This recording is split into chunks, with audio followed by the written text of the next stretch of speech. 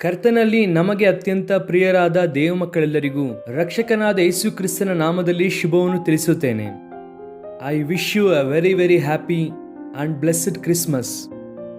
ದೇವರು ನಿಮ್ಮೆಲ್ಲರ ಜೀವಿತದಲ್ಲಿ ಕ್ರಿಸ್ಮಸ್ ಆನಂದವನ್ನು, ಕ್ರಿಸ್ಮಸ್ ಸಂತೋಷವನ್ನು ಸಮೃದ್ಧಿಯಾಗಿ ಸುರಿಸಬೇಕೆಂದು ನಿಮಗೋಸ್ಕರ ಪ್ರಾರ್ಥಿಸುತ್ತಾ ಇದ್ದೇವೆ. ಕ್ರಿಸ್ಮಸ್ ಅಂದರೆ ದೇವರನ್ನು ಆರಾಧಿಸುವಂಥದ್ದು. ಈ ದಿನ ಪ್ರಪಂಚ ವ್ಯಾಪ್ತಿಯಾಗಿ ಅನೇಕ ಮಂದಿ ದೇವಜನರು ಸ್ವರವೆತ್ತಿ ಯೇಸು ಕ್ರಿಸ್ತನನ್ನು ಆರಾಧಿಸುತ್ತಾ ಇದ್ದಾರೆ.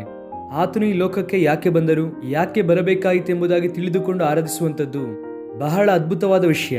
ಯೇಸು ಕ್ರಿಸ್ತನು ನಮ್ಮೆಲ್ಲರನ್ನು ರಕ್ಷಿಸುವುದಕ್ಕಾಗಿ ಈ ಲೋಕಕ್ಕೆ ಬಂದರು ಎನ್ನುವಂತ ಶುಭವಾರ್ತೆ ಈ ಕ್ರಿಸ್ಮಸ್ ನಮಗೆ ತಿಳಿಸುತ್ತದೆ.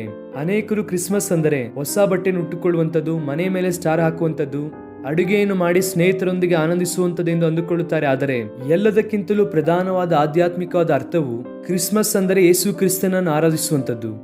ನೀವೆಲ್ಲರೂ ಕೂಡ ಅತ್ಯುತ್ತಮವಾದ ಕ್ರಿಸ್ಮಸ್ ಅನ್ನು ಮಾಡಬೇಕೆಂದು, ಆತ್ಮ ಸಂಬಂಧವಾದ ಕ್ರಿಸ್ಮಸ್ ಅನ್ನು ನೀವೆಲ್ಲರೂ ಆನಂದಿಸಬೇಕೆಂದು ದೇವರ ಸೇವಕನಾಗಿ ನಾನು ಕೋರುತ್ತಾ, ರಾಜಮಂಡ್ರಿ ಕ್ರೈಸ್ಟ್ ವರ್ಷಿಪ್ ಸೆಂಟರ್ ಇಂದ ಹಾಗೂ ನಮ್ಮ ಆತ್ಮಿಕ ತಂದೆ ತಾಯಿಯಾದ ಅಪೋಸ್ತಲರಾದ ಜೋಸೆಫ್ ವಿಜಯ್ ಕುಮಾರ್ ಹಾಗೂ ಶ್ರೀಮತಿ ಸತ್ಯ ವಿಜಯ್ ಕುಮಾರ್ ಅವರಿಂದ, ನಮ್ಮ ಕುಟುಂಬದಿಂದ, ಜಾನ್ ವೆಸ್ಲಿ ಇಂಟರ್ನ್ಯಾಷನಲ್ ಮಿನಿಸ್ಟ್ರೀಸ್ ಹಾಗೂ ಜಾನ್ ವೆಸ್ಲಿ ಫೌಂಡೇಶನ್ ಇಂದ ಹೃದಯಪೂರ್ವಕವಾಗಿ ನಿಮ್ಮೆಲ್ಲರಿಗೂ ಕ್ರಿಸ್ಮಸ್ ಶುಭಾಶಯಗಳನ್ನು ತಿಳಿಸುತ್ತೇವೆ. ಪ್ರತಿದಿನವೂ ಕೂಡ ಒಂದು ವಾಗ್ದಾನವನ್ನು ನಾವು ಧ್ಯಾನಿಸುವ ಹಾಗೆ ಈ ದಿನ ಈ ಕ್ರಿಸ್ಮಸ್ ಹಬ್ಬದ ದಿವಸದಲ್ಲಿ ಬೈಬಲ್ನಿಂದ ಒಂದು ವಾಗ್ದಾನವನ್ನು ನಾವು ಧ್ಯಾನಿಸೋಣ. ಲೂಕನ ಸುವಾರ್ತೆ 2ನೇ ಅಧ್ಯಾಯ 10ನೇ ವಾಕ್ಯ ನಮ್ಮೆಲ್ಲರಿಗೂ ಗೊತ್ತಿರುವಂತಹ ವಾಕ್ಯ ಭಾಗ. The gospel of luke chapter 2 and verse 10. ಆ ದೂತನು ಅವರಿಗೆ, ಹೆದರಬೇಡಿರಿ, ಕೇಳಿರಿ, ಜನರಿಗೆಲ್ಲ ಮಹಾ ಸಂತೋಷವನ್ನುಂಟು ಮಾಡುವ ಶುಭ ಸಮಾಚಾರವನ್ನು ನಿಮಗೆ ತಿಳಿಸುತ್ತೇನೆ.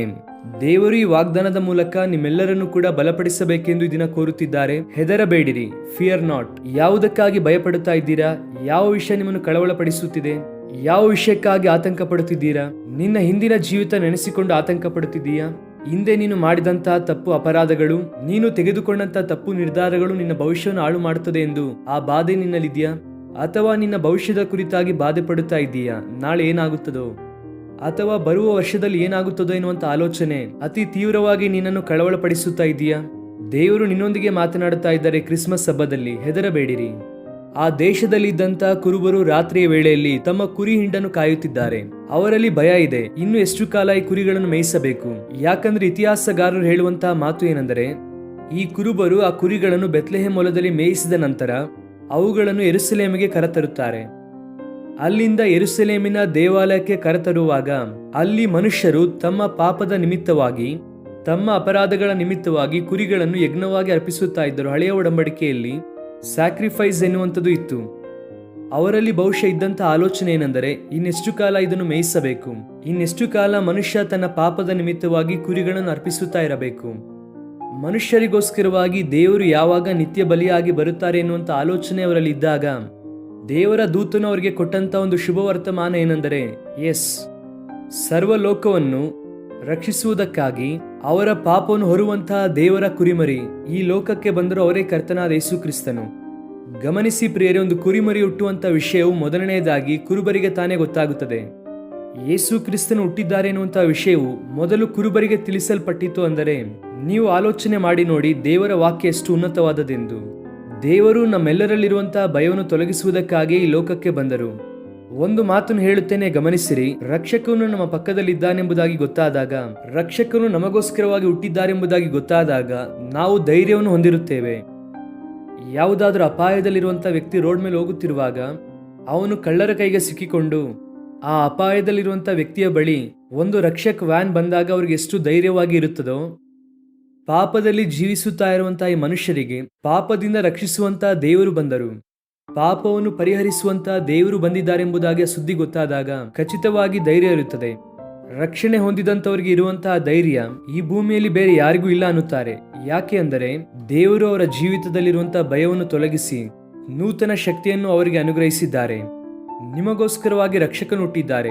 ಯೇಸು ಕ್ರಿಸ್ತನ ಈ ಲೋಕದಲ್ಲಿ ಹುಟ್ಟಿದ್ದು ಕೇವಲ ಮರಿಯ ಹಾಗೂ ಜೋಸೆಫ್ಗೆ ಮಾತ್ರವಲ್ಲ, ಅಥವಾ ಅವರ ಕುಟುಂಬದವರಿಗಾಗಿ ಅಲ್ಲ, ಈ ಲೋಕದಲ್ಲಿ ನಿಮಗೋಸ್ಕರವಾಗಿ ಹುಟ್ಟಿದ್ದಾರೆ ಎನ್ನುವಂತಹ ಮಾತಿನ ಮೂಲಕ ಪ್ರತಿಯೊಬ್ಬರಿಗಾಗಿ ಯೇಸು ಕ್ರಿಸ್ತನು ಹುಟ್ಟಿದ್ದಾರೆ. ಮನುಷ್ಯನ ಪಾಪವನ್ನು ತೊಲಗಿಸುವುದಕ್ಕಾಗಿ, ನಮ್ಮೆಲ್ಲರಿಗೋಸ್ಕರವಾಗಿ ಶಿಲುಬೆಯಲ್ಲಿ ಮರಣಿಸಿ ಮರಣದಿಂದ ಮತ್ತೆ ಏಳುವುದಕ್ಕಾಗಿ ಹಳೆಯ ಒಡಂಬಡಿಕೆಯಲ್ಲಿದ್ದಂತಹ ಪ್ರವಾದಿಗಳೆಲ್ಲರೂ ಕೂಡ ಯಾವ ಮೆಸ್ಸಿಯನ ಕುರಿತಾಗಿ ಪ್ರವಾದಿಸಿದರೋ, ಯಾವ ದೇವರ ಕುರಿತಾಗಿ ಪ್ರವಾದಿಸಿದರೋ ಆ ಪ್ರವಾದನೆಗಳನ್ನೆಲ್ಲ ತನ್ನಲ್ಲಿ ನೆರವೇರಿಸಿಕೊಳ್ಳುವುದಕ್ಕಾಗಿ ದೇವರು ಈ ಲೋಕಕ್ಕೆ ಬಂದರು. ಆತನು ಕನ್ನಿಕೆಯ ಗರ್ಭದಲ್ಲಿ ಹುಟ್ಟುತ್ತಾರೆಂದು ಯೆಶಾಯ ಪ್ರವಾದಿಸುತ್ತಾರೆ. ಅದು ಯೇಸುವಿನ ಜೀವಿತದಲ್ಲಿ ನೆರವೇರಿತು. ಆತನು ಬೆತ್ಲೆಹೇಮಿನಲ್ಲಿ ಹುಟ್ಟುತ್ತಾನೆಂದು ಮೀಕ ಪ್ರವಾದಿಸುತ್ತಾನೆ. ಯೇಸು ಕ್ರಿಸ್ತನು ಬೆತ್ಲೆಹೇಮಲ್ಲಿ ಹುಟ್ಟುತ್ತಾರೆ. ಯೇಸು ಕ್ರಿಸ್ತನ ಜೀವಿತದಲ್ಲಿ ಪ್ರತಿ ವಿಷಯವೂ ಕೂಡ ಪ್ರವಾದನಾತ್ಮಕವೇ. ಆತನು ನಮ್ಮಲ್ಲಿರುವಂತಹ ಭಯವನ್ನು ತೊಲಗಿಸುವುದಕ್ಕಾಗಿ ಬಂದರು. ಈ ವಾಗ್ದಾನ ಸಂದೇಶ ನೋಡುತ್ತಾ ಇರುವಂತಹ ನನ್ನ ಪ್ರಿಯ ಸಹೋದರಿ ಸಹೋದರ, ಈ ಕ್ರಿಸ್ಮಸ್ ಹಬ್ಬದಂದು ದೇವರು ನಿನ್ನೊಂದಿಗೆ ಮಾತನಾಡುತ್ತಾ ಇದ್ದಾರೆ. ನಿನ್ನಲ್ಲಿರುವಂತಹ ಭಯವನ್ನು ತೆಗೆದುಹಾಕು. ಯೇಸು ಕ್ರಿಸ್ತನಿಗೆ ನಿನ್ನ ಹೃದಯದಲ್ಲಿ ಸ್ಥಳ ಕೊಡು. ಆತನನ್ನು ಆಹ್ವಾನಿಸು. ಪರಿಪೂರ್ಣವಾದ ಮನಸ್ಸಿನಿಂದ, ಯಥಾರ್ಥವಾದ ಹೃದಯದಿಂದ ನಿನ್ನ ಹೃದಯದಲ್ಲಿ ಯೇಸು ಕ್ರಿಸ್ತನನ್ನು ಆಹ್ವಾನಿಸುವುದಾದರೆ ಅದೇ ನಿಜವಾದ ಕ್ರಿಸ್ಮಸ್. ಯೇಸು ಕ್ರಿಸ್ತನು ಬೆತ್ಲೆಹೇಮಲ್ಲಿ ಹುಟ್ಟಿದ್ದಾರೆ ಎನ್ನುವಂಥದ್ದು ಒಂದು ಚರಿತ್ರೆ. ಆತನು 2000 ವರ್ಷಗಳ ಹಿಂದೆ ಈ ಭೂಮಿಯ ಮಧ್ಯ ಬೆತ್ಲೆಹೇಮಲ್ಲಿ ಜನಿಸಿದರು. ಅದು ಚಾರಿತ್ರಾತ್ಮಕವಾದಂತಹ ವಿಷಯ. ಯೇಸು ಕ್ರಿಸ್ತನು ಕೇವಲ ಬೆತ್ಲೆಹೇಮ್ಗೆ ಮಾತ್ರ ಪರಿಮಿತವಾಗಿರಬೇಕೆಂಬುದಾಗಿ ಆಶಿಸಲಿಲ್ಲ. ಆತನು ನಿನ್ನ ಹೃದಯದಲ್ಲಿ, ನನ್ನ ಹೃದಯದಲ್ಲಿ, ನಮ್ಮೆಲ್ಲರ ಹೃದಯದಲ್ಲಿ ಜನ್ಮಿಸಬೇಕೆಂದು ಆತನು ಕೋರುತ್ತಿದ್ದಾರೆ. ಯಾರ ಹೃದಯದಲ್ಲಿ ಯೇಸು ಕ್ರಿಸ್ತನು ಜನ್ಮಿಸುತ್ತಾರೋ ಅವರ ಜೀವಿತದಲ್ಲಿ ನಿಜವಾದ, ಅರ್ಥವತ್ತಾದ, ಪರಮಾರ್ಥದಿಂದ ಕೂಡಿದಂತಹ ಕ್ರಿಸ್ಮಸ್ ಆಗುತ್ತದೆ. ಆದ್ದರಿಂದ ಅಂತಹ ಕ್ರಿಸ್ಮಸ್ ಅನ್ನು ನೀವೆಲ್ಲರೂ ಮಾಡಬೇಕೆಂದು ದೇವರ ಸೇವಕನಾಗಿ ಬಯಸುತ್ತೇನೆ. ಯೇಸು ಕ್ರಿಸ್ತನು ನಿಮ್ಮೆಲ್ಲರಿಗೂ ಒಳಿತು ಮಾಡಬೇಕೆಂದು, ನಿಮ್ಮನ್ನು ರಕ್ಷಿಸಿ, ಬಲಪಡಿಸಿ, ಧೈರ್ಯಪಡಿಸಿ, ಸ್ಥಿರಪಡಿಸಿ ತನ್ನ ಮಹಿಮೆಯ ರಾಜ್ಯಕ್ಕಾಗಿ ಉಪಯೋಗಿಸಬೇಕೆಂದು ಮನಸಾರೆ ಕೋರುತ್ತಿದ್ದೇನೆ. ದೇವರು ನಿಮ್ಮೆಲ್ಲರನ್ನು ಕೂಡ ಮತ್ತೊಂದು ಸಾರಿ ಕ್ರಿಸ್ಮಸ್ ಆಶೀರ್ವಾದಗಳಿಂದ ನಿಮ್ಮನ್ನು ತುಂಬಿಸಲಿ. ಪ್ರಾರ್ಥನೆ. ಪ್ರೀತಿಯುಳ್ಳ ತಂದೆ, ಈ ಕ್ರಿಸ್ಮಸ್ ಹಬ್ಬದ ದಿವಸ ನೀವು ನಮಗೆ ಕೊಟ್ಟಂತ ವಾಗ್ದಾನಕ್ಕಾಗಿ ಸ್ತೋತ್ರ. ಭಯಪಡಬೇಡಿರಿ, ನಿಮಗೆ ಒಂದು ಶುಭ ಸಮಾಚಾರವನ್ನು ತಿಳಿಸುತ್ತೇನೆ ಎಂದು ಆ ದಿನ ದೂತರು ಕುರುಬರಿಗೆ ಹೇಳಿದ ಹಾಗೆ ದೇವರೇ, ನಮ್ಮ ಜೀವಿತದಲ್ಲಿ ನಿಮಗೆ ಇರುವಂತಹ ಪ್ರಣಾಳಿಕೆಗಾಗಿ ಸ್ತೋತ್ರ. ನಮ್ಮಲ್ಲಿರುವಂತಹ ಪ್ರತಿ ಭಯವನ್ನು ತೊಲಗಿಸಿ ಧೈರ್ಯವನ್ನು, ಸಂತೋಷವನ್ನು, ನೆಮ್ಮದಿಯನ್ನು, ಆತ್ಮ ರಕ್ಷಣೆಯನ್ನು ಕೊಡುವುದಕ್ಕಾಗಿ ಬಂದಂತಹ ದಿವ್ಯ ರಕ್ಷಕನೇ ನಿಮಗೆ ಸ್ತೋತ್ರ. ಈ ದಿನ ಈ ವಾಗ್ದಾನ ಸಂದೇಶವನ್ನು ಕೇಳುತ್ತಿರುವಂತಹ ನಮ್ಮ ಪ್ರಿಯರ ಜೀವಿತದಲ್ಲಿ ಇರುವಂತಹ ಆತಂಕ, ಕಳವಳ, ಭಯಂಕರವಾದ ಪರಿಸ್ಥಿತಿ ಇದ್ದರೆ ಅದನ್ನು ತೊಲಗಿಸಿ ದೊಡ್ಡ ಸಂತೋಷವನ್ನು ಅನುಗ್ರಹಿಸಿರಿ. ನಿಮ್ಮ ರಕ್ಷಣಾ ಭಾಗ್ಯವನ್ನು ಅವರಿಗೆ ಅನುಗ್ರಹಿಸಿರಿ. ಸ್ತುತಿ ಘನ ನಿಮಗೆ ಸಲ್ಲಿಸುತ್ತಾ ಯೇಸು ಕ್ರಿಸ್ತನ ನಾಮದಲ್ಲಿ ಬೇಡಿ ಹೊಂದಿಕೊಳ್ಳುತ್ತೇವೆ ನಮ್ಮ ತಂದೆಯೇ. Amen, amen. God bless you dear friends. Have a wonderful and blessed Christmas.